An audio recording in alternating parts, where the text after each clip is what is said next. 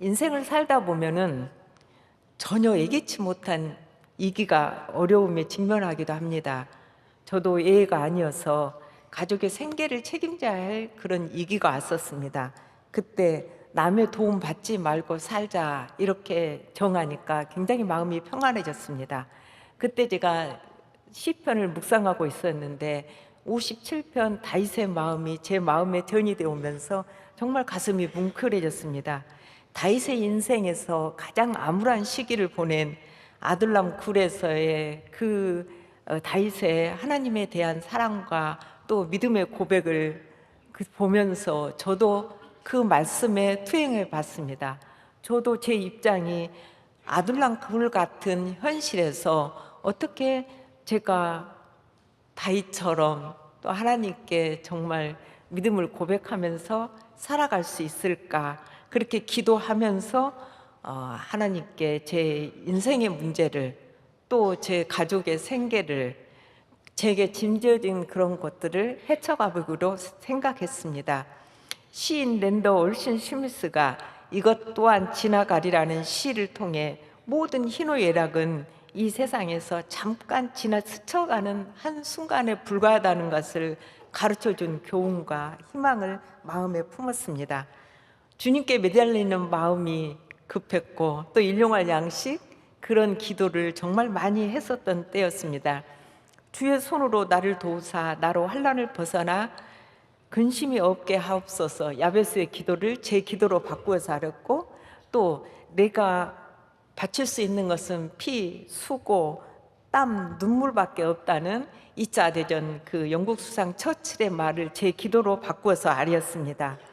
그렇게 기도하던 어느 날 어려울 때는 장사가 최고, 그렇게 책에서 읽었던 글귀가 생각났습니다. 그 생각나게 하심을 하나님의 말씀으로 받고 무슨 장사를 어디서 어떻게 해야 하는지를 놓고 기도하는데 뜻밖에도 나에게도 남에게도 유익한 장사를 하라는 감동을 주셨습니다. 저는 기도하면 하나님께서 어디에서 무슨 장사를 어떻게 하거라 이렇게 말씀해 주실 줄 알았습니다. 그런데 이렇게 하니까 저는 기도 응답이 아닌 줄 알고 처음에는 무시했다가 다시 기도를 시작을 했습니다. 근데 자꾸 그 말이 생각나서 하나님께 그렇게 하나님께서 인도하신가 보다 이렇게 생각을 하고, 사회복지 시설에서 옛날에 봉사하다가 평화봉사단원들을 만났었는데 그 봉사가 끝나고 나면은 그 사회복지 그 시설에서 봉사하던 평화봉사단원들이 꼭 토스트를 만들어 줬습니다. 저희들에게 같이. 근데 그 토스트가 너무 맛있어서 그게 토스트가 생각났습니다. 저는 뭐 잘하는 게 아무것도 없어서 그래서 토스트로 아이템을 정하고 1995년 대학가에 갔더니 정말 식당이 많았습니다. 근데 거기서 작은 가게를 얻고 그 식당들에게 방해가 될까봐 오후 2시부터 문을 열었습니다. 근데 내가 내 앞에 열린 문을 두었으니 능히 닫을 사람이 없으리로다. 계시록 3장 8절 말씀을 선포하고 장사를 했는데 한 6, 7개월 정도 오후 2시 장사를 했습니다. 그랬더니 건물 주인이 한심하다면서 아침부터 장사를 하라고, 식당에 갈 사람, 토스트를 먹는 사람 다르다고 해서 그 건물 주인의 말에 용기를 얻어서 아침 8시부터 12시까지 장사를 했었습니다.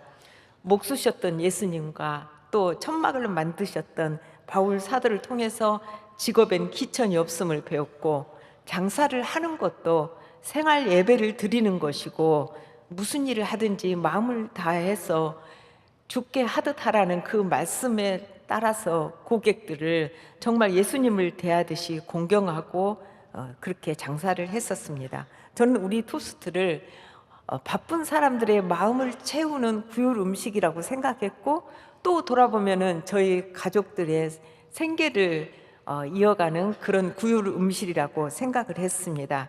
근데 장사를 저는 처음 해보기 때문에 장사가 도대체 무엇인지를 몰라서 제 자신에게 장사가 무엇인가 그렇게 반문했는데, 장사는 제 양심을 파는 것이었습니다. 그래서 제 양심을 파는 것이기에 좋은 재료를 사용을 했고, 또 그 가게 문을 열고 닫는 시간은 고객들과 무언의 약속이라고 생각해서 문 열고 닫는 시간을 꼭 지켰습니다. 그리고 상가 청소를 아침 저녁으로 했습니다. 이 상가 청소는 그 상가 분들과도 좋은 관계를 유지하는 하나의 그 매개체가 됐고 또 에피소드도 많았습니다. 한 1년쯤 후 이기가 왔습니다. 왜냐하면은 저희 토스트가 이렇게 잘 되는 것을 보고 음식 그 자격증이 있는 분들이 저희 가게 옆에 그 자격증을 걸어놓고 토스트 가게를 오픈하셨습니다. 저는 음식이 문외한이기 때문에 그 분들과 경쟁 상대가 안 된다는 것을 알고 하나님께 기도했습니다. 그런데 어느 날 예쁜 이 학생이 토스트를 먹으면서 이 토스트 정말 맛있는데 소스를 여기다 바르면은 더 맛있을 거라고. 근데 기도하고 있었기 때문에 그 소스란 말이 정말 화살처럼 와서 가슴에 박혔습니다. 그동안 저는 빵에 설탕, 케찹, 머스타스를 바르고 여러 재료로 만드는 것이 정석인 줄만 알았습니다. 그 여학생이 가르쳐 준 대로 그 재료를 배합해서 만드는데 처음에는 정말 맛이 아니었어요. 근데 그렇게 실험을 계속 하다 보니까 지금의 소스 맛이 나왔습니다. 그 이튿날 그것을 가지고 학생들에게 그 소스를 그 학생이 가르쳐 줬고 그 얘기를 하면서 소스를 만들어서 토스트를 판매를 했더니 정말 학생들이 맛있다면서 그 날로 정말 모든 토스트가 다 소스를 바른 토스트를 다 먹게 되었습니다. 정말 저는 살아오면서 하나님께도 감사드렸고 사람들에게도 감사를 드렸는데 그 여학생에게도 감사하려고 찾았습니다. 모든 오는 학생들에게 그 여학생 모습을 말해주면서 좀 와달라 이렇게 부탁도 했지만은 정말 오지 않았습니다. 그래서 제가 직접 학교 강의실을 다 찾으면서 자꾸 찾았는데 그 여학생을 찾을 수가 없었습니다. 그래서 나중에는 아마도 하나님의 전령사 천사가 왔다 갔나 보다 이렇게 생각하게 됐고 지금도 가끔 그때 소스 가르쳐줘서 많은 가정들이 살아가는 거 알아? 하면서 제가 혼잣말을 하면서 고마워합니다. 그 소녀를 찾아서 유퀴즈 방송도 안 보는지 정말 지금까지 연락이 없었습니다. 그때 이렇게 소스로 교체되고 나서 장사가 얼마나 바빴던지 계산해 줄 틈이 없었습니다. 그래서 셀프로 계산을 하고 저는 10,000원 지폐만 검정 비닐 봉지를 이렇게 매달아 놓고 10,000원 지폐만 넣었습니다. 그래도 그 돈도 정말 셈할 틈이 없어서 주일날 교회 갔다 와서 그 10,000원 지폐 비닐봉지를 다 들었고 돈을 셌고 또 토요일 날이면은 그 잡는 동전은 다 깨끗이 씻어서 은행에 맡기면은 은행에서 다 기계로 세면서 제 통장에 입금해 줬었습니다. 저는 정말 그때나 지금도 돈을 벌었다고 말하지 않고 하나님께서 한방눈을 내리시듯 돈을 쏟아 부어 주셨다고 말합니다. 하나님께서 주기도문에 일용할 양식을 주시옵고가 어떻게 이루어지는지 제게 체험하도록 하셨습니다.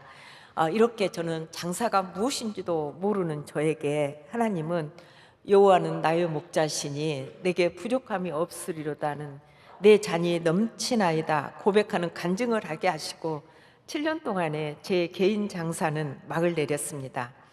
2003년 가맹점이 개설되었는데 이삭 토드스트는 한 부부를 위해서 그 부부를 위해서 지어진 이름이고 이어진 이야기입니다.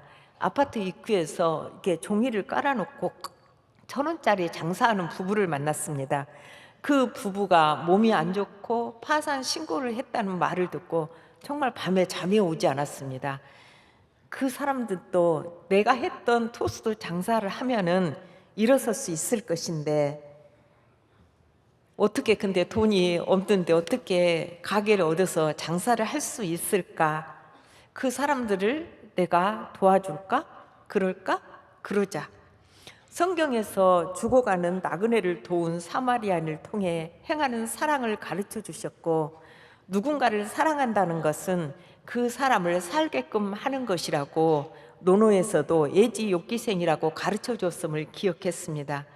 대학교 앞에 2003년도에 제 돈 8천만 원으로 토스트 가게를 마련해서 그 부부의 생계를 해결토록 해주었습니다.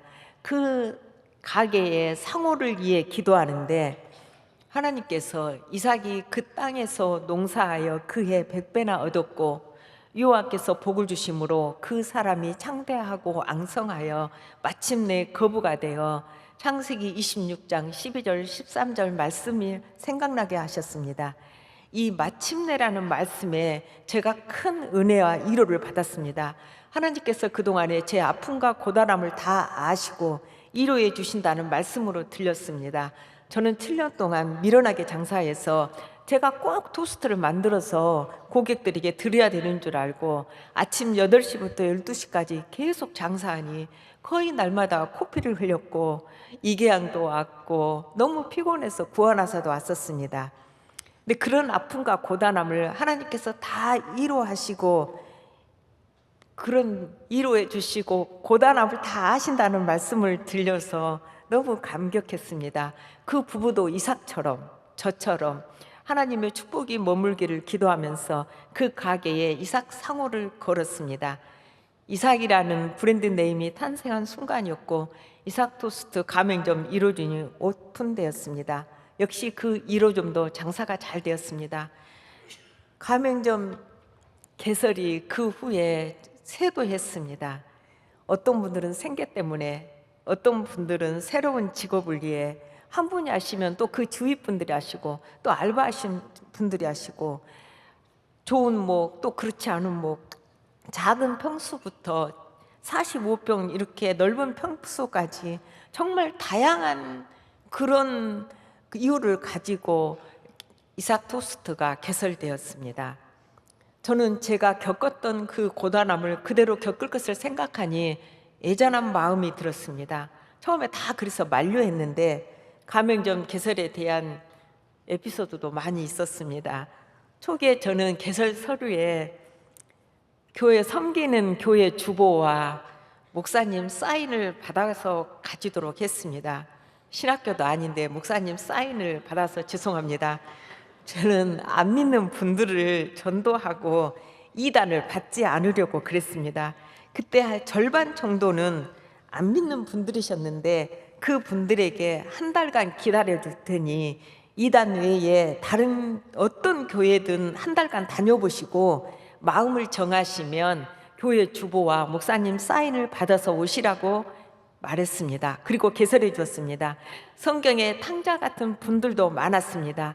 그 탕자들이 돌아온 탕자들이 되었고 이삭으로 인해 예수님 믿게 되신 분들이 전도해 주었음에 감사하다는 편지를 받을 때 저는 정말 기쁘고 감사했습니다. 이렇게 이삭 토스트로 꿈을 꾸시는 분들에게 이삭처럼 축복받기를 기도하며 가맹점을 개설해 드렸습니다. 전국에 많은 이삭 토스트 가맹점이 개설되었지만 저는 회사를 운영하자 하는 뜻이 전혀 없었기에 고민이 깊어갔습니다.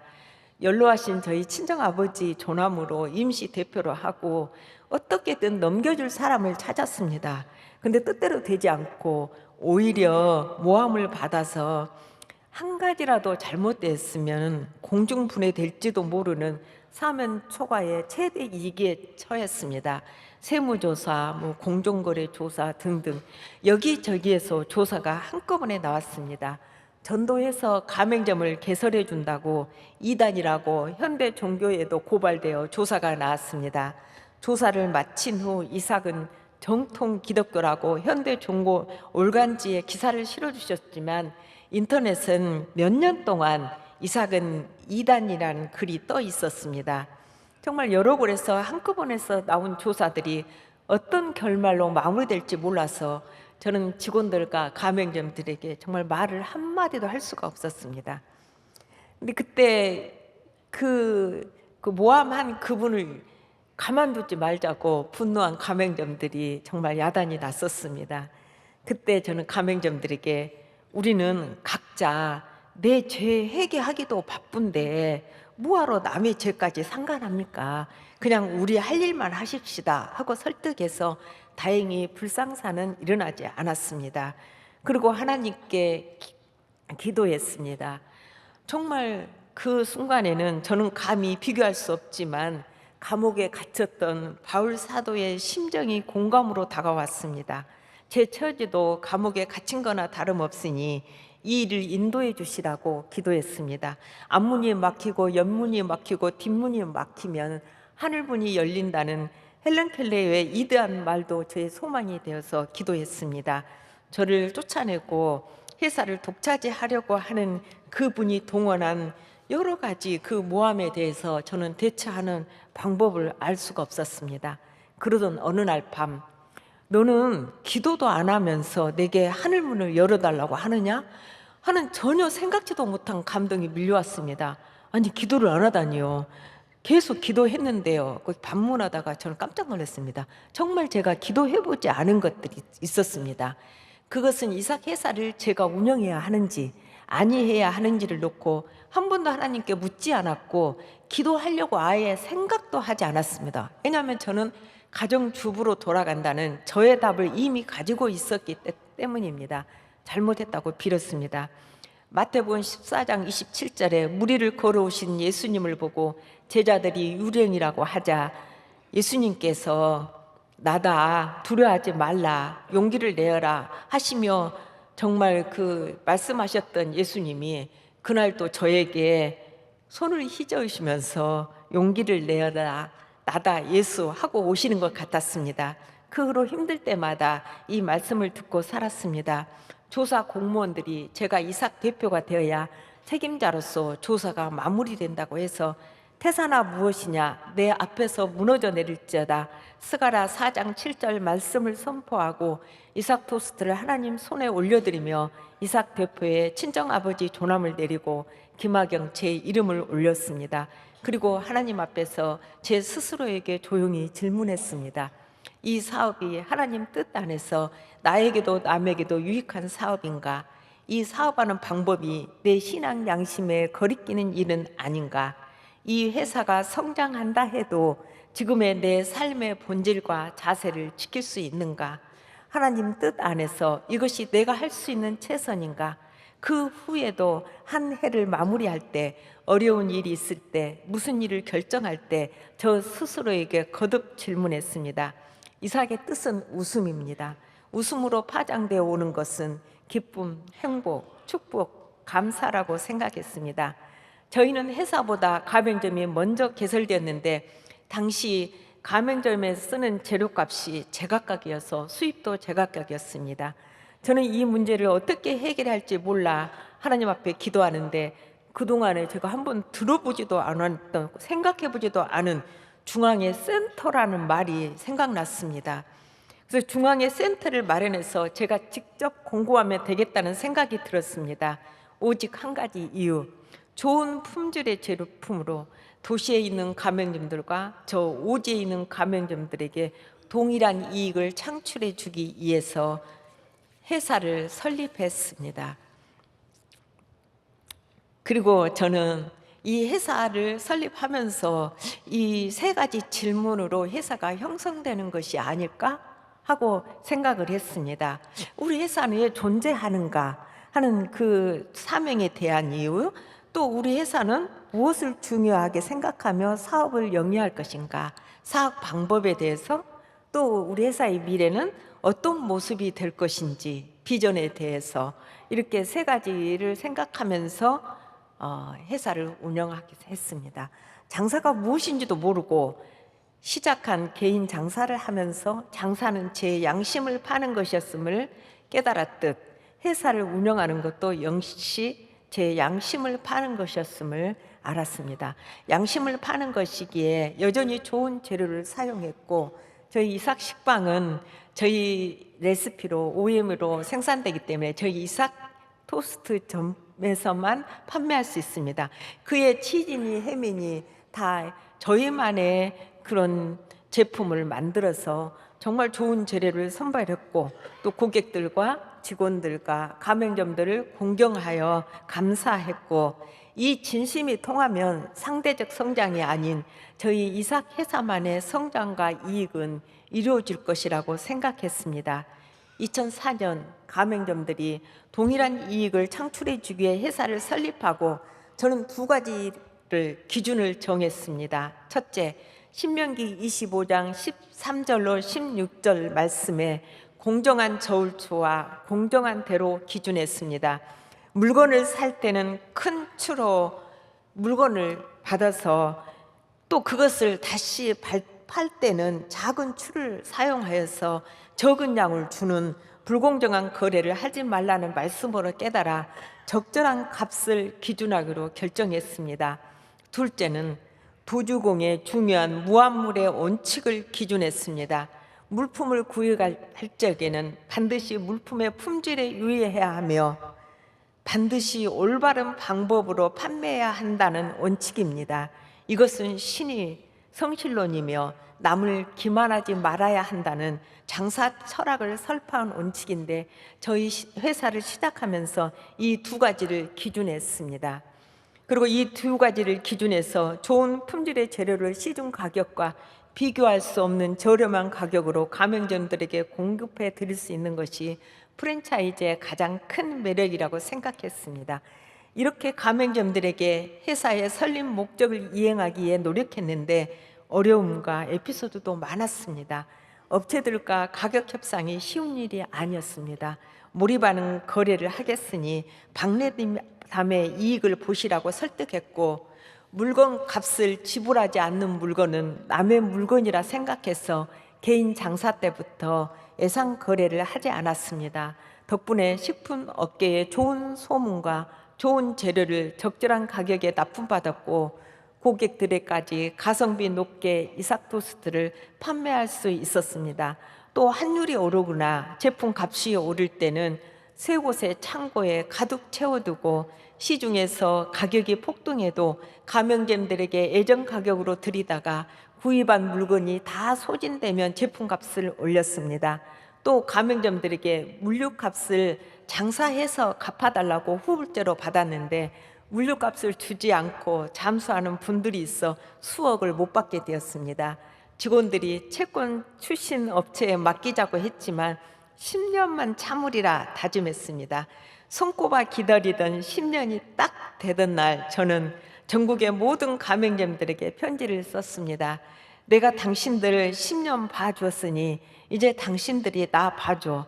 주문 즉시 선입금제로 하겠다고 했는데 한 가맹점도 이의를 제기하지 않았습니다. 한동안 이삭 홈페이지에 제 직함을 이삭 가이드라고 적었습니다. 그러자 가맹점을 개설해 오신 분들이 가이드를 만나보고 싶다 하고 직원들도 반대해서 이삭 대표에 제 이름을 올렸지만 마음은 항상 제가 알고 있는 것을 가르쳐드리는 가이드라 생각했습니다. 예수님이라면 이삭을 어떻게 운영하실까를 생각했고 자신이 이곳에 살았으므로 단 한 사람이라도 행복해지는 것이 진정한 성공이라는 에머신의 시구에 깊이 공감하고 가치를 두었기에 저희 가맹점들을 농경사회로 비유하여 저는 가뭄을 만난 제 이웃이라 생각해서 최초 가맹비를 받지 않았고 인테리어도 가맹점과 직결하게 했고 이익도 추하지 않았으나 회사에서 디자인하고 인테리어 전문 담당 직원의 감독하에 디자인 통일과 가맹점이 속지 않도록 감리하며 가맹점과의 상생에 초점을 맞췄습니다. 성경에서 물로 포도주를 만든 사건은 사물의 질을 초월하고 오병이의 기적은 사물의 양을 초월하는 것이라고 깨달았는데 이런 축복과 성공이 저희 이삭토스트 가맹점들 위에 머물기를 기도했습니다. 제가 얻은 이익과 축복이 남에게 아픔을 주고 얻는 것이라면 무의미한 것이라고 생각했기에 저희 회사는 좋은 재료를 엄선해서 저렴한 가격으로 공급했고 박리담의 이익으로 운영했습니다. 성실, 공의, 정직을 모든 일과 모든 사람의 척도를 가름하는 기준으로 삼았고 이삭의 주관자는 하나님이시고 저는 책임을 다해야 하는 신부는 역할자라는 것을 잊지 않으려고 노력했습니다. 이삭의 계약서 전문 일에는 가맹점들에게 요청하는 내용이 있습니다.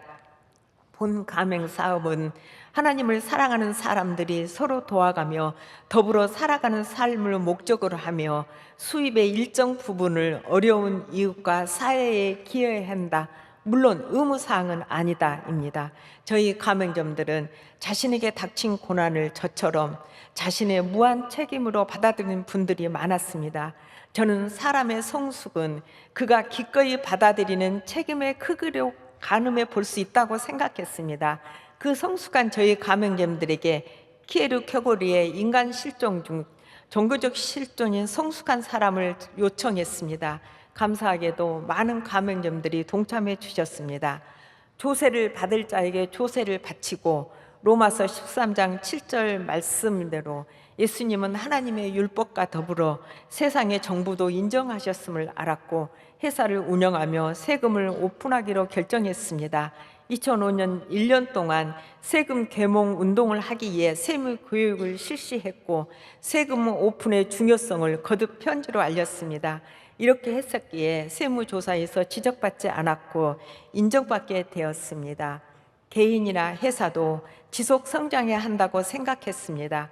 지속 성장을 위해서는 동기 유발이 최고점에 달한 산중택에서 준비하고 변화 관리를 해야 한다고 생각했습니다. 저희 이삭도 20년이 넘는 동안 모든 것이 하나님의 은혜였지만 변화해야 할 시점에 많이 서 있었습니다. 그 변화 관리를 위해 저희는 가장 먼저 가맹점들에게 해마다 직간접적으로 각종 서비스와 각종 프로모션으로 지원했고 새로운 메뉴를 계속 개발했고 젊은 직원들을 수혈하여 저희 이삭은 재도약했습니다. 외부에서 여러 종류의 상도 받았고 인정도 받았습니다. 저는 저희 직원들과 가맹점들을 제 인생에 들어온 사람들이라고 생각했습니다. 그래서 가맹점 못지않게 직원들도 소중하게 여기며 다양한 복지로 지원하였습니다. 여러 가지가 있지만 우리 직원들이 가장 좋아하는 게 결혼할 때 한 500만 원 정도의 그jet과 또 성과금과 또 아이를 낳았을 때 아이 한 명당 1,000만 원씩 지원했습니다. 그에 여러 가지 복지가 있었지만 이 종류를 가장 우리 직원들이 좋아했습니다. 저희 이삭회사는 처음 꿈꾸었던 나눔을 저희답게 꾸준하게 다양한 방법으로 실행했습니다.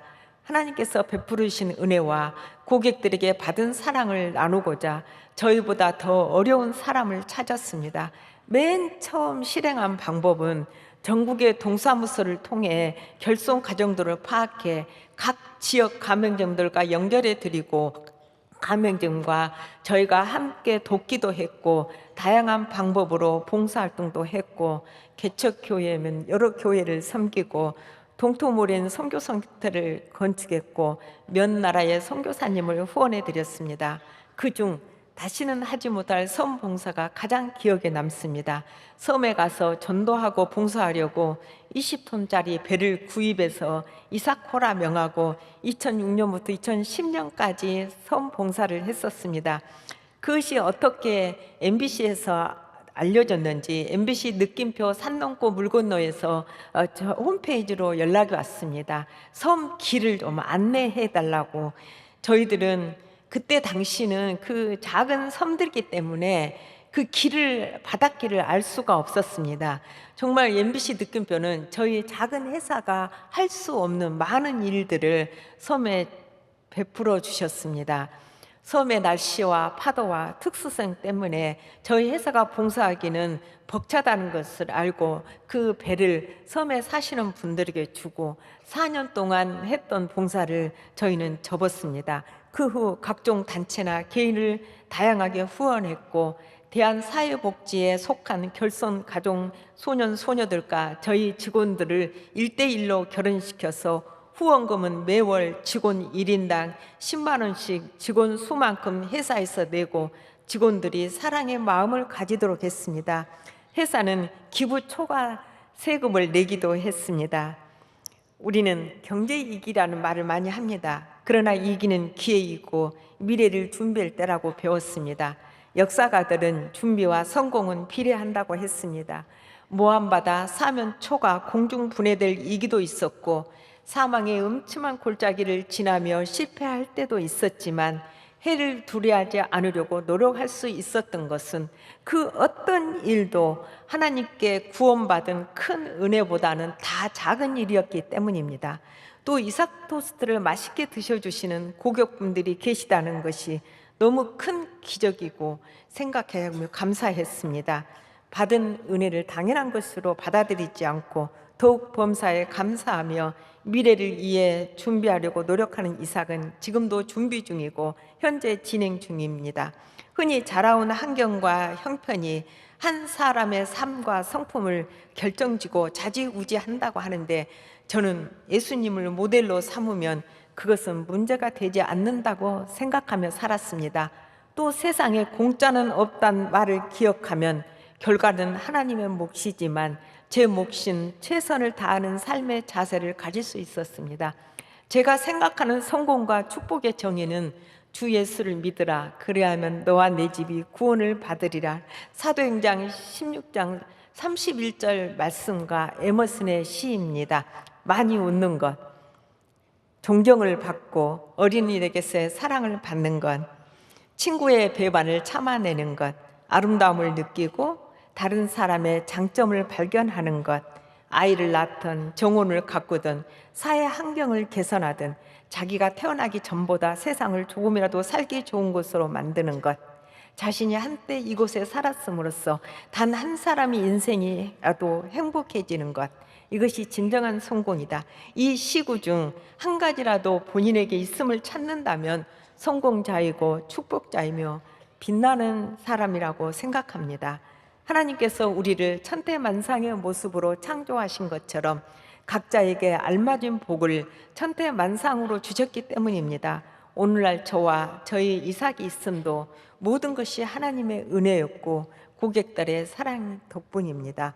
또한 이렇게 아름다운 명성교회와 존경하는 목사님 앞에서 이렇게 감사를 드리게 하심도 벅찬 은혜입니다. 감사합니다. 건강하세요.